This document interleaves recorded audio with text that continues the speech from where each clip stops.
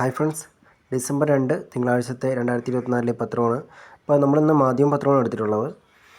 ഇതിൽ ആദ്യം തന്നെ ഹെഡിങ് ഭോപ്പാൽ വാതക ദുരന്തത്തിന് 40 വയസ്സ് എന്നുള്ളതാണ്. ഇത് നടന്നിട്ട് 40 വർഷമായിരിക്കുന്നു. അപ്പോൾ അതിൻ്റെ ഡേറ്റ്, അതിൻ്റെ എന്താണ് വാതകം എന്നുള്ളതൊക്കെ പഠിച്ചു വയ്ക്കുക. മീഥൈൽ ഐസോസൈനേറ്റിൻ്റെ സൈനേറ്റായിരുന്നു വിഷവാതകം. അത് ശ്വസിച്ചാണ് ഇത്രയും ആളുകൾ മരണപ്പെട്ടത്.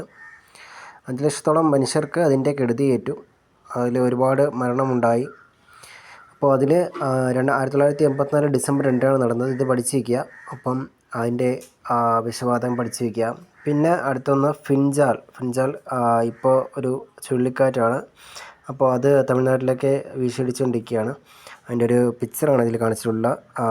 ഇത് തിരുവനന്തപുരം വലിയ തുറയിൽ ശക്തമായ കാറ്റും തിരയും അനുഭവപ്പെട്ടതിനെ തുടർന്ന് മത്സ്യബന്ധന തുറമുഖം സുരക്ഷിത സ്ഥാനത്തേക്ക് മാറ്റുന്നതാണ്.